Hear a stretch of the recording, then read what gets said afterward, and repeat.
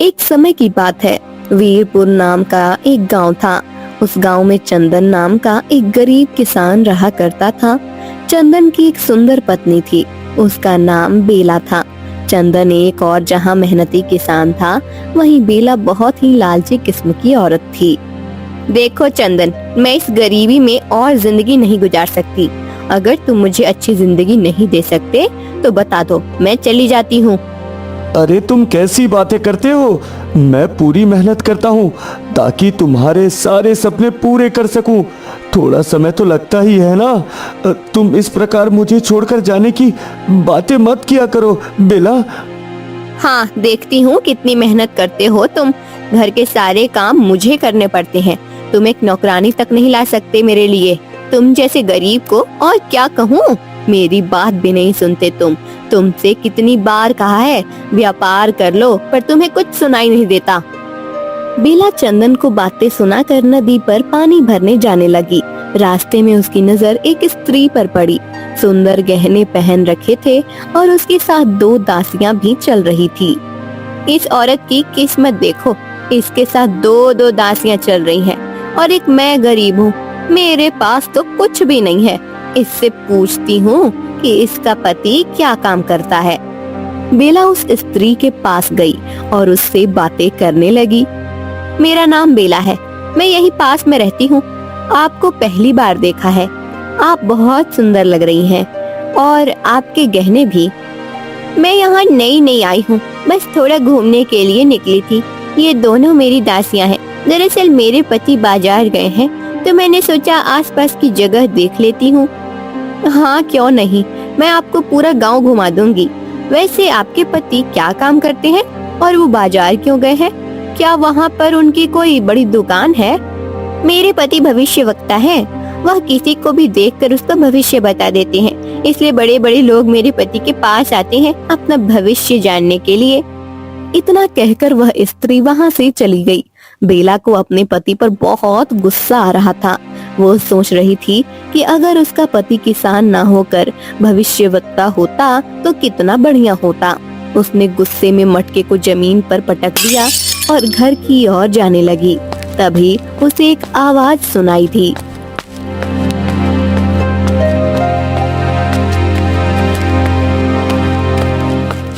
तोता ले लो तोता, ऐसा तोता जो भाग्य बदल देगा। ऐसा तोता जिसे सब पता है, भूत भविष्य वर्तमान। तोता ले लो तोता। इसके पास ऐसा जादुई तोता है जो भूत भविष्य सब बताता है। क्यों ना मैं इसे एक तोता खरीद लूं, शायद इससे हमारी गरीबी दूर हो जाए। बेला ने तोते वाले को रोका और उसे एक तोता खरीद लिया। वह तोते का पिंजरा लेकर सीधा घर पहुंची।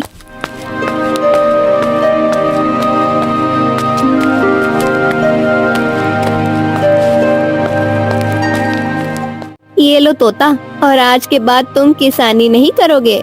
तुम्हें खेत में काम करने की जरूरत नहीं है।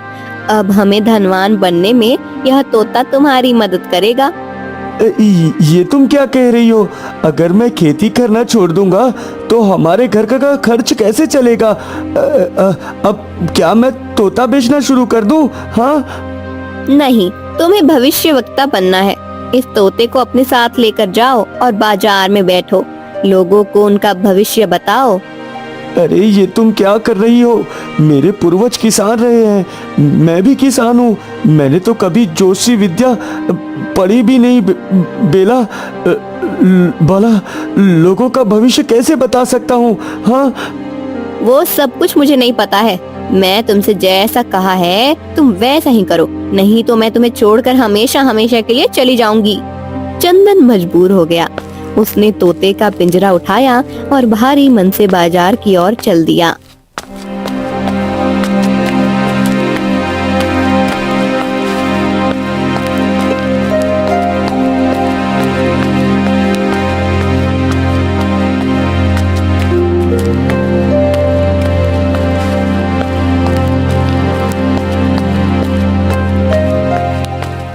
वह बाजार में बैठ गया और बोलने लगा। मैं हूँ भविष्यवक्ता, मैं हूँ भविष्यवक्ता। अपना भविष्य जानना हो तो मेरे पास आओ। कुछ खो गया है जो नहीं मिल रहा है तो मेरे पास आओ। हाँ। बाजार में कुछ लोग चंदन को देखकर हंस रहे थे, क्योंकि सब जानते थे चंदन एक किसान है, लेकिन उसने अचानक भविष्यवक्ता का काम शुरू कर दिया है। अरे क्या रे चंदन, किसानी से तेरा पेट नहीं भरता जो तूने अब भविष्य पढ़ना सीख लिया है? तुझे कुछ आता भी है या नहीं? लोगों की बातों का चंदन के पास कोई जवाब नहीं था। वह चुप और उदास बैठा रहा। तभी वहाँ से एक हैरान परेशान सुनार गुजरा। वो काफी ज्यादा परेशान था। उसकी परेशानी देखकर तोते ने चिल्लाना शुरू कर दिया। मैं हूँ भविष्यवक्ता, मैं हूँ भविष्यवक्ता। अपना भविष्य जानना हो तो मेरे पास आओ। कुछ खो गया है जो नहीं मिल रहा तो मेरे पास आओ। भाई मेरे पास कोई और रास्ता नहीं। अब तुम ही मुझे बचा सकते हो, क्योंकि मुझे दिखाई दे रहा है कुछ ही दिनों में राजा मुझे फांसी पर चढ़ाने वाले हैं। अरे तुमने ऐसा क्या किया है जो राजा तुम्हें फांसी देने वाले हैं? मुझे बताओ, शायद हम दोनों तुम्हारी कुछ मदद कर सके। हाँ। अरे कुछ दिनों पहले मैं राजा के दरबार में गया था। वहाँ पर राजा ने मुझे एक कीमती रत्न दिया था और कहा था कि मैं इसे रानी के हार से जड़ दूं। लेकिन अब वो रत्न कहीं नहीं मिल रहा। अगर मैंने राजा को बिना रत्न वाला हार दे दिया तो वो मुझे जीवित नहीं छोड़ेंगे। मुझे चोर समझकर फांसी दे दी जाएगी। बचा लो भाई, बचा लो।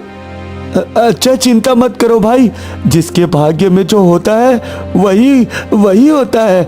अगर तुम्हारी मृत्यु इसी प्रकार लिखी है तो इसे कोई नहीं टाल सकता। हाँ। अरे तुम तो भविष्यवक्ता हो ना, तुम्हें सब कुछ दिखाई देता है। तो तुम एक काम करो, अपनी विद्या का प्रयोग करो और मुझे बताओ कि वो रत्न कहाँ पर है। अगर तुमने मुझे रत्न का सही पता बता दिया तो मैं तुम्हें बहुत सारा धन दूंगा। हाँ। सुनार के मुंह से ऐसी बातें सुनकर चंदन के तो होश उड़ गए। उसे कोई विद्या नहीं आती थी। वह तो एक साधारण किसान था। भला वह कैसे बता सकता था कि रत्न कहाँ है? अरे एक स्त्री ने मुझे इतनी भारी विपत्ति में डाल दिया। अब मेरा क्या होगा? मैं इतना गरीब हूँ। अगर किसी को पता चल गया कि मैं असली भविष्यवाणी नहीं करता हूँ तो मेरे पास कोई विद्या है ना कोई ज्ञान है तो शायद मैं जीवित भी ना बचूं। हाँ। एक नौकर दूर खड़े होकर सुनार और चंदन की बातें सुन रहा था। ना जाने क्यों जब उसने यह सुना कि अगले दिन चंदन सुनार को रत्न का पता बता देगा, तब वो हड़बड़ा गया। उसके होश उड़ गए और वो वहाँ से बहुत तेजी से भागने लगा। अरे चिंता मत करो, हम अवश्य बताएंगे तुम्हारा रत्न कहाँ है। लेकिन कुछ समय दो, जब मालिक अपनी विद्या का प्रयोग करेंगे तभी पता चल पाएगा कि रत्न कहाँ है।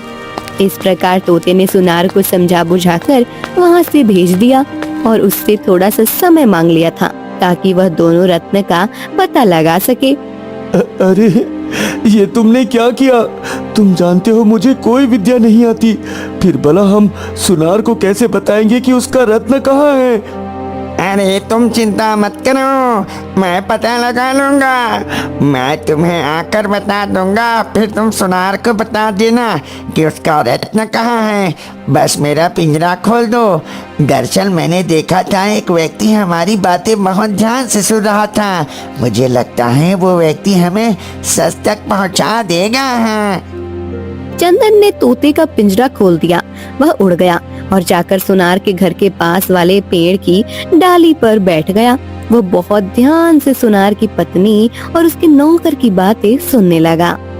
गजब हो गया मालकिन, गजब हो गया। मालिक भविष्यवक्ता के पास गए थे। आप कहीं पर छुप जाइए, नहीं तो अगर उन्हें पता चल गया कि आपने चोरी की है तो फिर वो आपको जीवित नहीं छोड़ेंगे। हाँ। देखो राजा ने इनको रानी के हार में जड़ने के लिए बहुत कीमती रत्न दिया था, लेकिन ये मुझे इतना पसंद आया कि मैंने इसे चुरा लिया है। ये बात केवल तुम्हें और मुझे पता है। लेकिन अगर मालिक को पता चल गया तो वो ना तो आपको छोड़ेंगे और ना ही मुझे, क्योंकि रत्न के खो जाने के बाद बात उनकी जान पर बनाई है। हाँ। अरे तुम्हें नहीं पता, वो बहुत चालाक है। राजा से बचने के लिए वो कोई ना कोई रास्ता अवश्य निकाल लेंगे। अरे मालकिन, आप समझ नहीं रही है, वो भविष्यवक्ता बहुत तेज है। लेकिन हम एक काम करते हैं, हम इस रत्न को घर के पीछे बगीचे में छुपा देते हैं।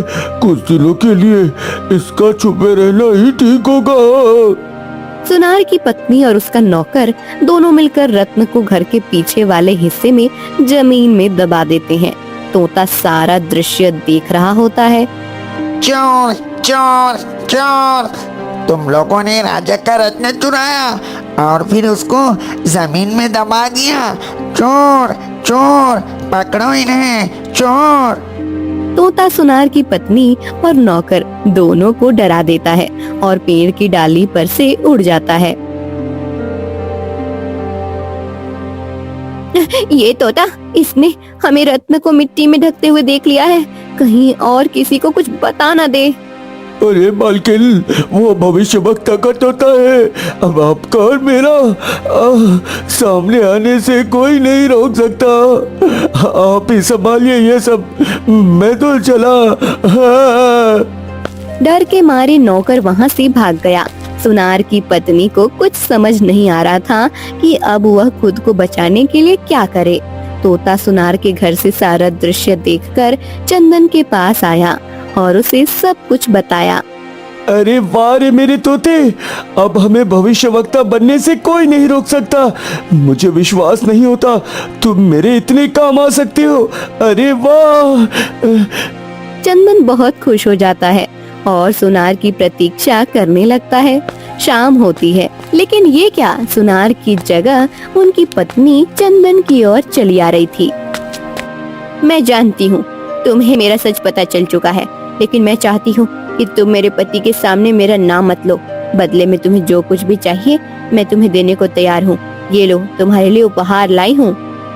देखो, मुझे कोई उपहार नहीं चाहिए और तुम कहती हो तो मैं तुम्हारा नाम नहीं लूंगा, लेकिन सुनार को बचाना मेरा कर्तव्य है। वो मेरे पास बड़ी आशा लेकर आया था। मैं चाहता हूँ कि उसे रत्न वापस मिल जाए।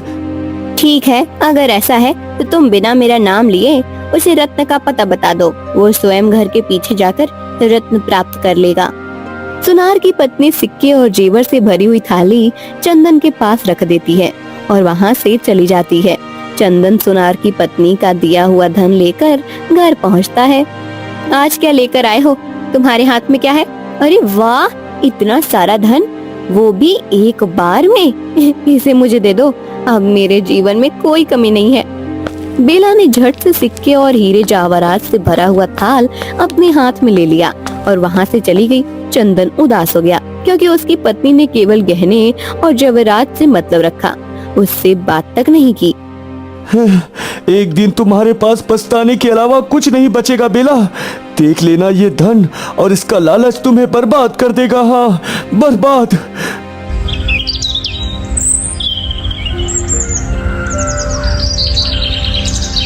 अगले दिन चंदन अपने तोते के साथ बाजार पहुंचा। तभी सुनार चंदन के पास आया। अरे तुमने वादा किया था ना, याद तो है ना तुम्हें? तुमने कहा था कि तुम मुझे बचाओगे। मुझे बताओ, वो रत्न कहाँ पर है? चंदन सुनार की बातें सुनता है। वो आंखें बंद करके कुछ पढ़ने का अभिनय करता है। थोड़ी देर बाद वह अपनी आंखें खोल लेता है। हाँ, बताओ तुम क्या जानना चाहते हो? तुम्हें रत्न का पता जानना है या फिर वो जिसने तुमसे रत्न चुराया है? मैं दोनों में से केवल एक ही बात बता सकता हूँ। हाँ। अच्छा, यदि ऐसा है तो तुम मुझे रत्न का पता बता दो ताकि मैं राजा से दंडित होने से बच सकूं। हाँ।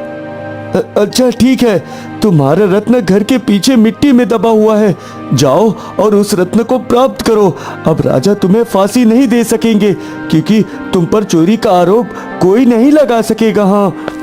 सुनार भागता हुआ अपने घर गया। घर के पीछे वाले हिस्से में जाकर मिट्टी खोदने लगा। आखिरकार उसे वह रत्न मिल गया। उसकी खुशी का ठिकाना नहीं था। सचमुच वो बहुत बड़ा भविष्यवक्ता है। आखिर मुझे मेरा खोया हुआ रत्न मिल गया। अरे वाह, उसने मेरी इतनी बड़ी मुसीबत से जान बचाई है। मुझे अपना किया हुआ वादा नहीं भूलना चाहिए। हाँ। सुनार बहुत सारा धन लेकर चंदन के पास जाता है और उसे देता है। वह उसे हमेशा हमेशा के लिए अपना मित्र बना लेता है।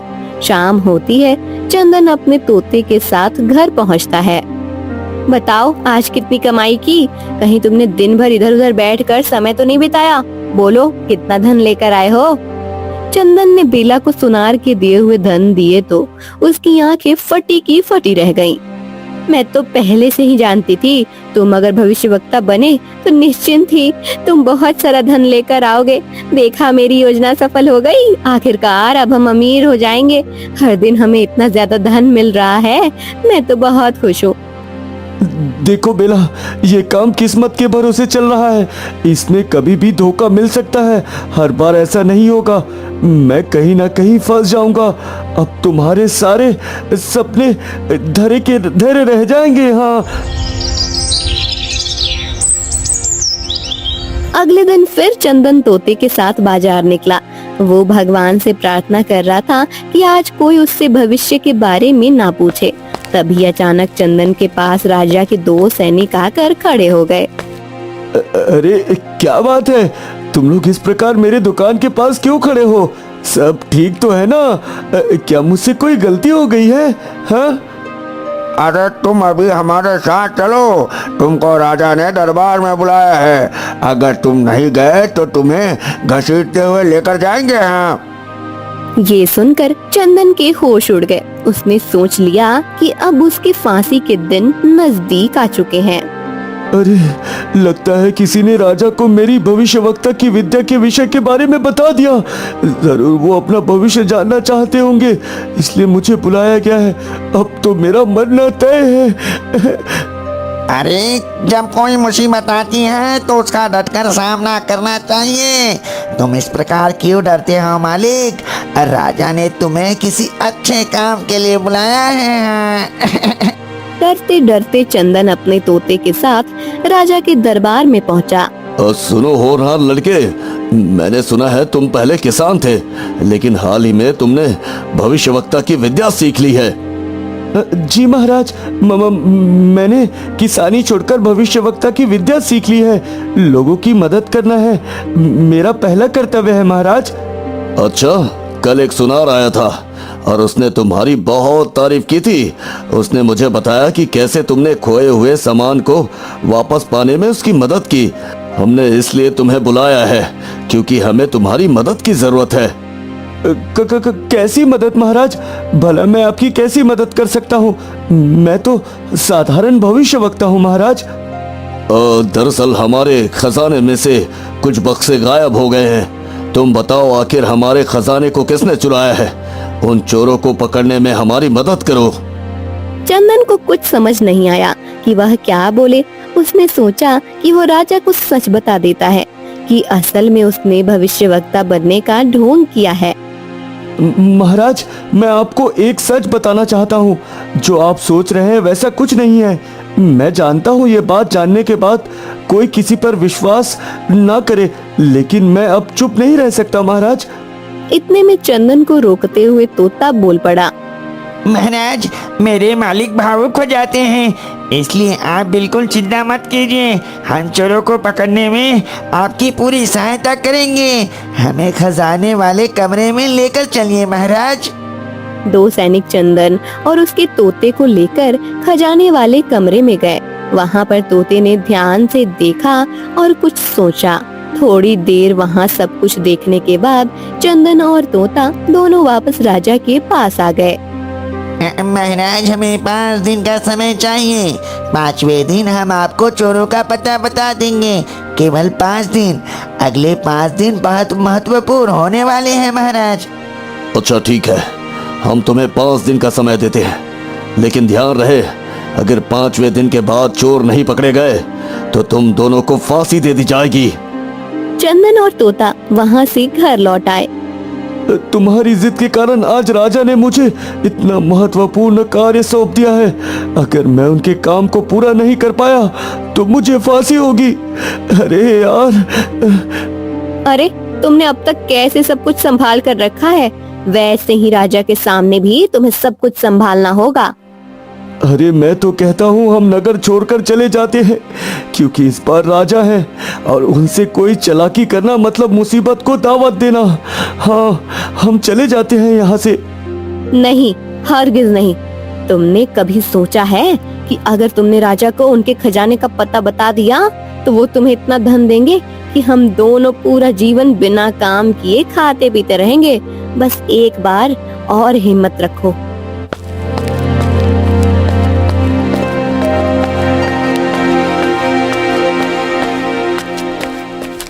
बेला चंदन की बात समझने को तैयार नहीं थी।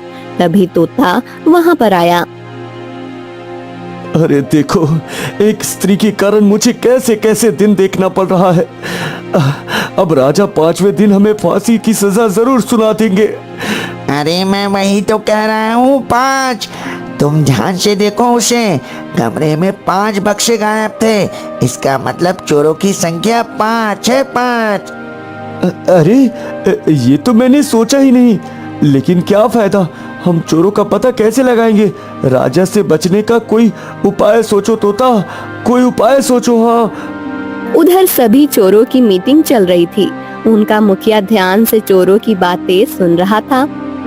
मालिक, राजा ने एक बहुत बड़े भविष्यवक्ता को बुलाया है। मुझे लगता है भविष्यवक्ता के कारण हम पकड़े जाएंगे। हाँ मालिक, और तो और उसने राजा से 5 दिन का समय लिया है। वो बार बार 5 कह रहा था, इसका मतलब उसे हमारी संख्या का अनुमान हो चुका है। हाँ। हाय, क्या उसे पता लग चुका है कि हम संख्या में कितने हैं? इसका मतलब हमें अब अधिक सावधान रहना होगा। एक काम करो, उस भविष्यवक्ता के घर पर नजर रखो। हाँ। मुखिया के कहने पर एक चोर चंदन के घर के बाहर जाकर छुप गया और उनकी गतिविधि पर नजर रखने लगा। जब तोते ने उसे घर के पास छुपाते हुए देखा तो वो समझ गया कि जरूरी यही चोर है। वह तुरंत चंदन के पास पहुंचा। मालिक, वो आपके घर खुद चल कर आए हैं। आप कहे तो मैं उसे पकड़ कर लाऊं और एक बड़ी बक्से पर बंद कर दूं। बोलो मालिक। चोर उनकी बातें ध्यान से सुन रहा था। अरे लगता है ये लोग मेरी बात कर रहे हैं। इस नन्हे तोते के पास इतनी शक्ति है कि ये मुझे पकड़ सके। बक्से में बंद करना चाहता है और यहाँ से भाग जाना चाहिए। हाँ। चोर वहाँ से भाग जाता है। उधर चंदन को तोते की कोई बात समझ में नहीं आती है। अरे तुम क्या बात कर रहे हो? तुम कैसी बातें कर रहे हो? किस बक्से में पकड़कर बंद करना है तुम्हें? यहाँ मेरी जान पर बनाई है और तुम मजाक कर रहे हो। अरे मालिक, मैं तो आम की बात कर रहा था। घर के बाहर बहुत सारे आम गिरे हैं। मैंने सोचा आम को लाकर बक्से में बंद कर देता हूँ, कहीं उसे कोई उठा न ले। हैं। चंदन कुछ नहीं बोलता। उसका दुख कम होने का नाम ही नहीं ले रहा था। उधर चोर भागता हुआ अपने मुखिया के पास पहुंचा। मालिक, वो कोई साधारण भविष्यवक्ता नहीं है, और तो और उसका तोता भी इतना बलशाली है कि वो मुझे पकड़कर बक्से में बंद करने की बात कर रहा था। अरे तुम कैसे बातें कर रहे हो? मालिक, मुझे लगता है या तो ये झूठ बोल रहा है। कल हम दोनों जाएंगे और उस भविष्यवक्ता के घर पर नजर रखेंगे। हाँ। अगले दिन 2 चोर चंदन के घर के बाहर छुपकर उनकी बातें सुनने लगे। तोते ने देखा कि आज 2 चोर आए हैं। वह तुरंत चंदन के पास पहुंचा। मालिक, आज 2 हैं। आप कहे तो पकड़कर गरम तेल की कढ़ाई में डाल दूं, एक साथ भुन जाएंगे। दोनों चोर भागकर अपने मुखिया के पास जाते हैं और उसे तोते की बात बताते हैं। मुखिया को भी लगने लगा था कि सचमुच भविष्यवक्ता के पास कोई शक्ति है, लेकिन वह खुद उसकी शक्ति की जांच करना चाहता था। ऐसा करते हैं, हम सब साथ चलते हैं। अगर उन्होंने हमारे ऊपर हमला किया तो हम हथियार से उन पर वार कर देंगे और उन्हें हमेशा के लिए खत्म कर देंगे, ताकि वो हमारा पता राजा को कभी ना बता सके। मुखिया अपने चोरों के समूह के साथ जाकर चंदन के घर के बाहर छुप जाता है। वह चंदन के बाहर आने का इंतजार करने लगता है ताकि वे हमला करके उसे खत्म कर सके। तोता ने जब देखा कि घर के बाहर सारा समूह छुपा हुआ है, वो चंदन के पास गया। मानिक, आज तो गिन कर आया हूँ, पूरी 5 है, वो भी ताजे ताजे। मुझे तो बड़ी भूख लग रही है, आप भी मेरे साथ चलिए और सबका स्वाद लीजिए। हाँ, यह सुनकर चोरों के मुखिया और चोरों के होश उड़ गए। उन्होंने समझा कि तोता उन्हें खाने की बात कर रहा है।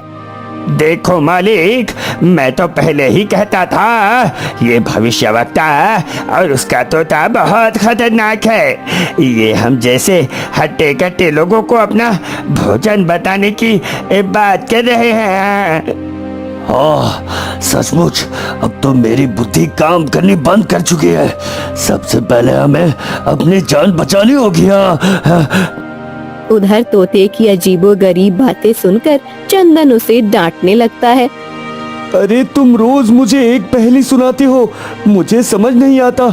यहाँ धीरे धीरे करके हमारे सारे दिन खत्म हो गए और अभी तक कोई रास्ता नहीं निकल पाया कि राजा के सामने क्या कहेंगे। तभी चोरों का मुखिया अपने चोरों के साथ चंदन के घर में चला आता है। देखा मानिक, पूरे 5 हैं, अभी ताजे ताजे और हट्टे कट्टे। आज तो मन खुशी हो गया है। चंदन समझ जाता है कि तोता उससे क्या कहना चाहता था।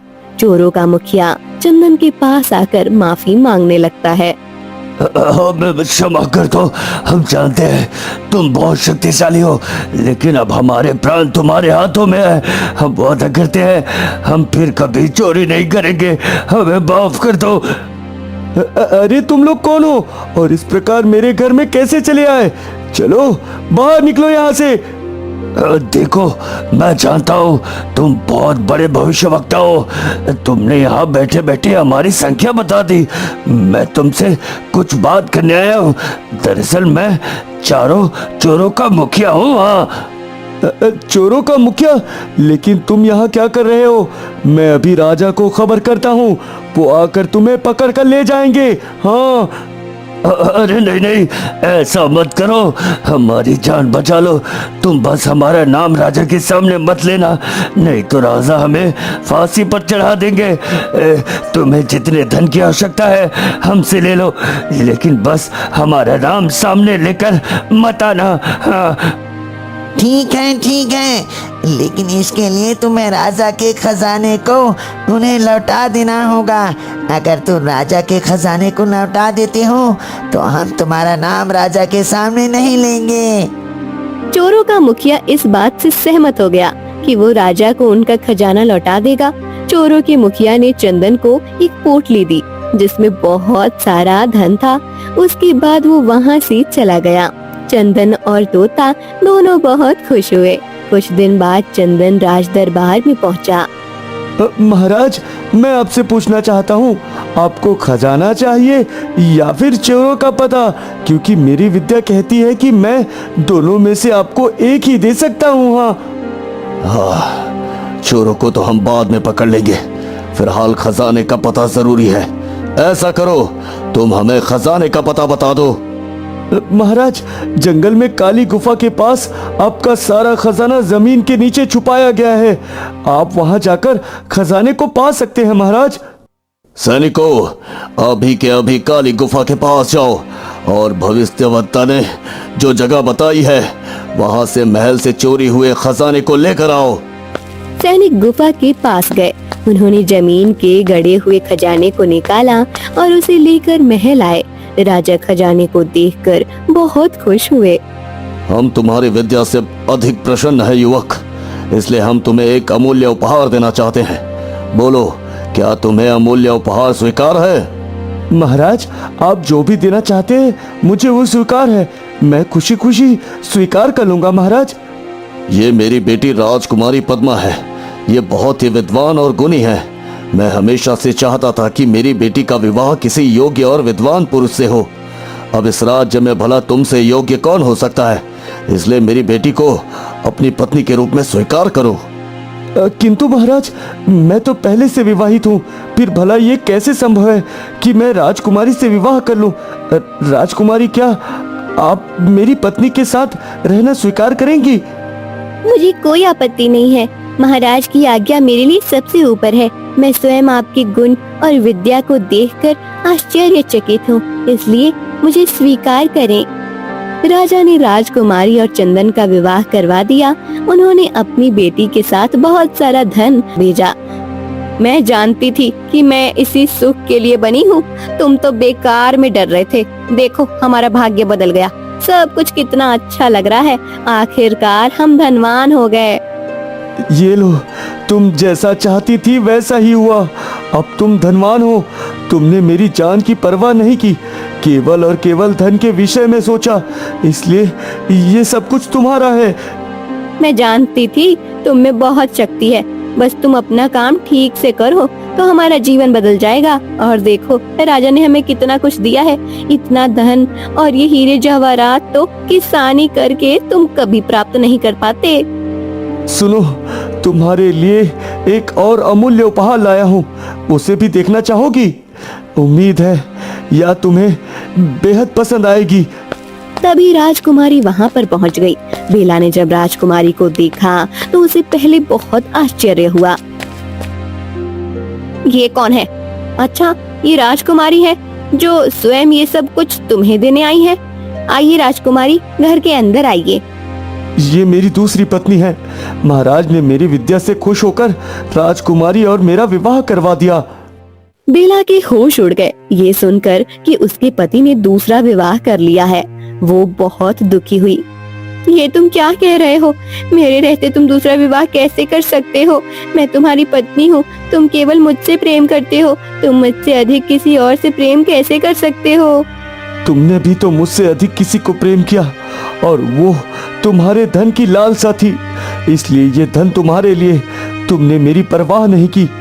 तुम्हें केवल धनवान बनना था। तुम्हारी इच्छा पूरी हो चुकी है।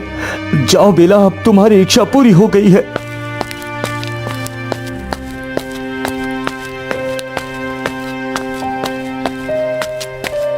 मेरी बुद्धि भ्रष्ट हो गई थी। धन की लालसा ने मुझे इतना नीचे गिरा दिया कि आज मैंने अपने पति को खो दिया। मेरा पति जो केवल मुझसे प्रेम करता था, अब वो अपनी दूसरी पत्नी के साथ रहेगा।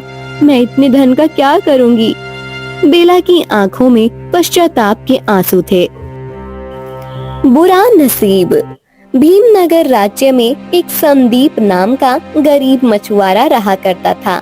एक दिन वो तालाब में मछलियां पकड़ने जा ही रहा था, तभी अचानक उसको लगा जैसे उसकी तबीयत ठीक नहीं है।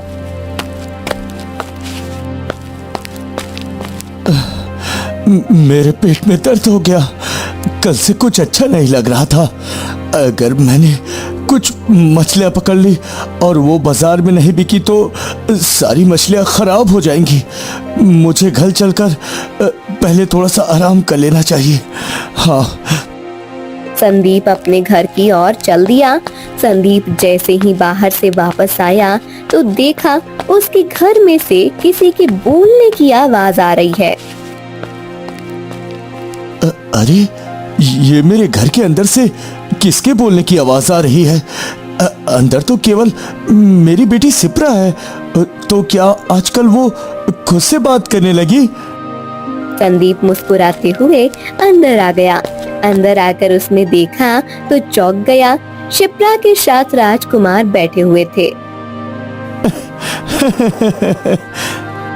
शिप्रा, तुमको पूरे गांव को ये सच बताना ही होगा। आखिर कब तक इस सच को छुपा कर रखना चाहती हो तुम? आप समझ नहीं रहे हैं राजकुमार। आप एक राजकुमार हैं और मैं एक मछुआरे की बेटी। आपकी जिंदगी में और मेरी जिंदगी में बहुत फर्क है। दुनिया तो यही सोचेगी ना, जरूर मेरी ही कोई गलती रही होगी, इसलिए आपने ये कदम उठाया।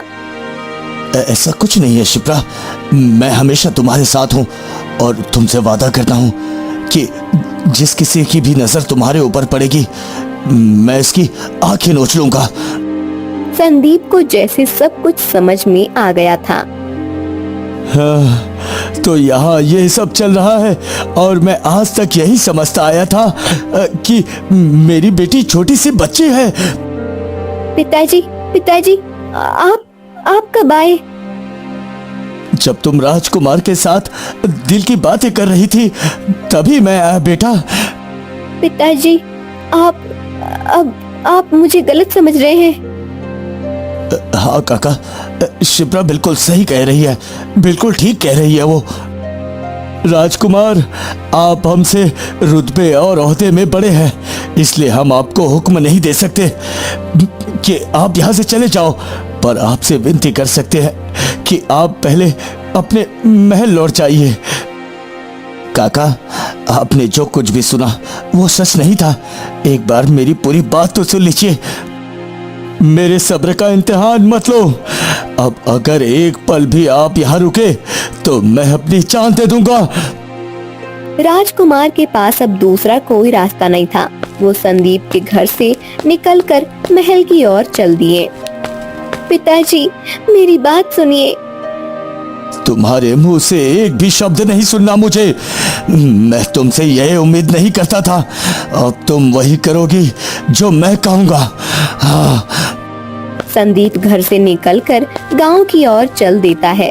रास्ते में उसको एक रतन नाम का आदमी मिलता है।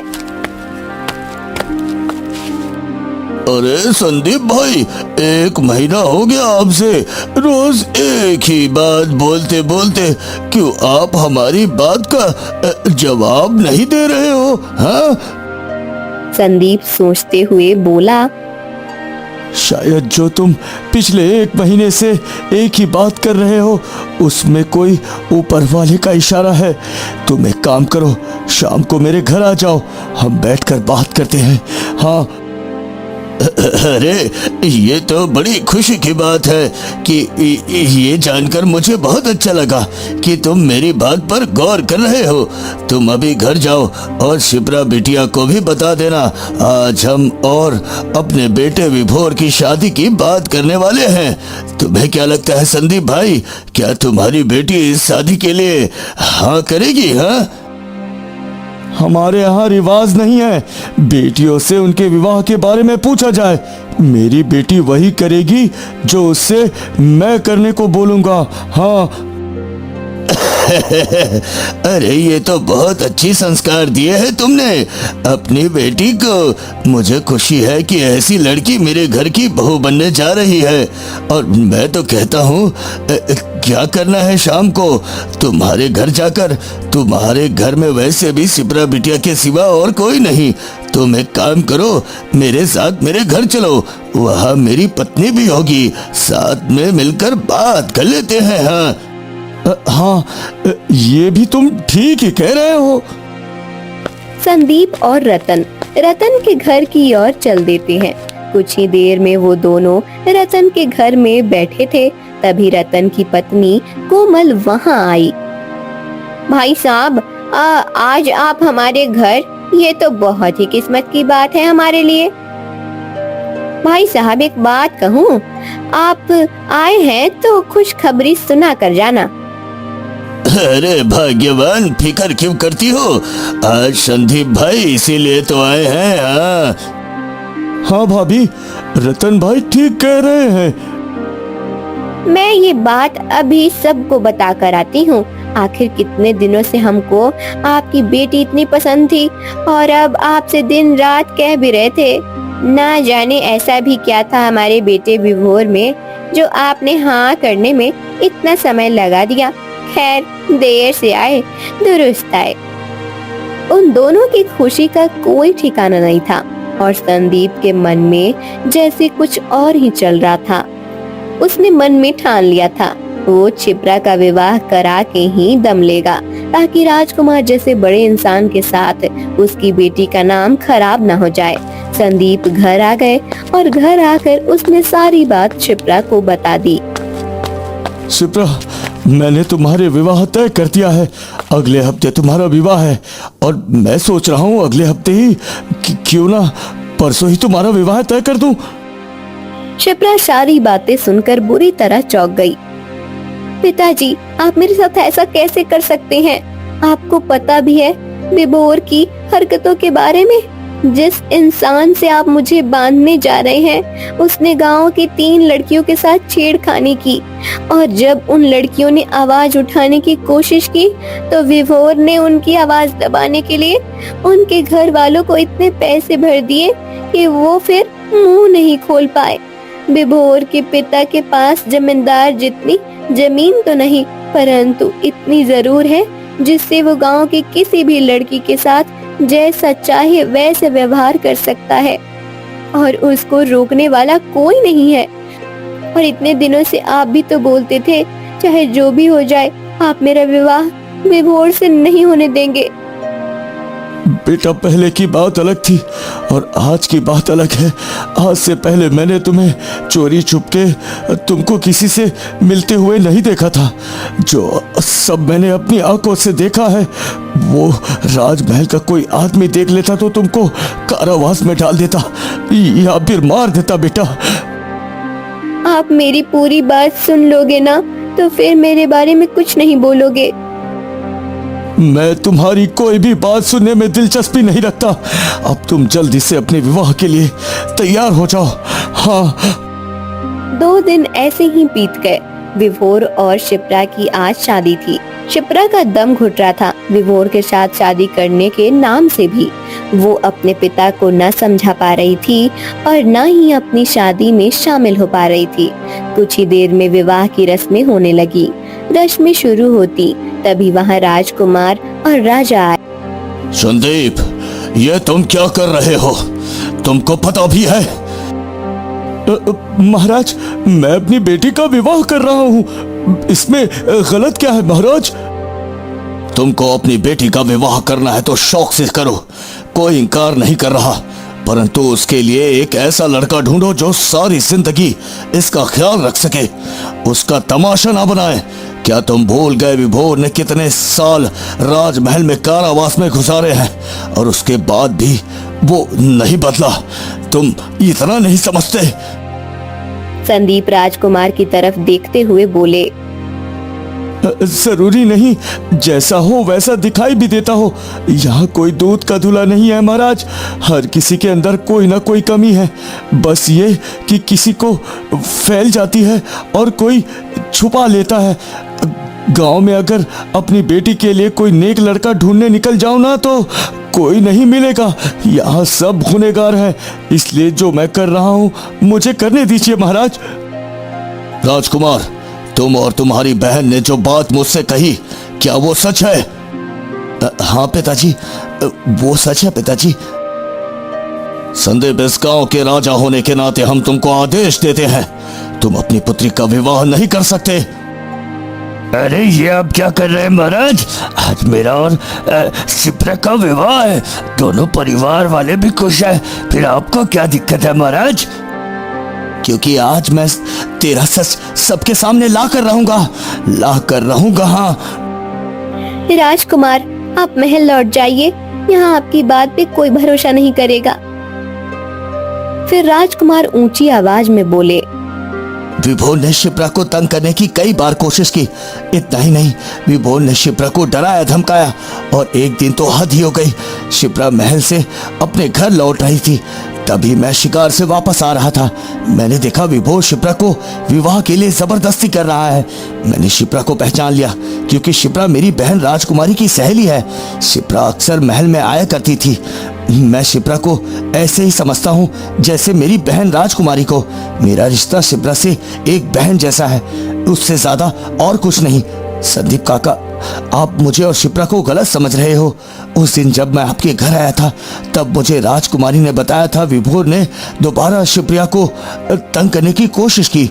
शिप्रा ने डर के कारण घर से निकलना छोड़ दिया था। उस दिन बस मैं शिप्रा से यही बोलने आया था कि वो विभोर का सच गांव वालों को बता दे। क्या विभोर ने मेरी बेटी से जबरन विवाह करने का दबाव बनाया? यकीन नहीं होता तो आप खुद अपनी बेटी से पूछ लीजिए, पर आप क्यों अपनी बेटी से पूछेंगे? आपको तो वही सच लगता है जो आपने उस दिन देखा। जरूरी नहीं जब दो लोग बैठकर बात कर रहे हो तो वो गलत हो। संदीप ने सर झुका लिया और शिप्रा की आंखें नम हो गई। शिप्रा बेटी, मुझे माफ कर दे। मैंने तुझे कितना गलत समझा। जो मैंने देखा बस उसी पे यकीन कर लिया। और जिस राक्षस से राजकुमार तुमको बचाने की कोशिश कर रहे थे, मैं तुमको उसी के हवाले करने चला था। मेरी बेटी, मुझे माफ कर दो। आप मुझसे माफी मांगकर मुझे शर्मिंदा मत कीजिए। ये सब मेरा बुरा नसीब था जो मेरे खुद के पिता मुझे समझ नहीं पा रहे थे। मैं कितनी बेबस थी उस घड़ी जब आप मुझसे नफरत कर रहे थे। फिर शिप्रा राजकुमार की ओर मुड़ी। धन्यवाद भाइयों, आज आपने मेरी जिंदगी नरक होने से बचा ली। भाई मानती हो ना मुझे, तो भरोसा भी करना चाहिए था। अब तुम परेशान मत हो, तुम्हारे लिए रिश्ता मैं ढूंढ कर लाऊंगा। और जो तुम बोलती हो ना, तुम्हारा नसीब बुरा है। देखना एक दिन तुमको एहसास हो जाएगा, नसीब अपने से होता है। हाँ, आप गलत कह रहे हैं। नसीब अपने से नहीं, अपनों से होता है।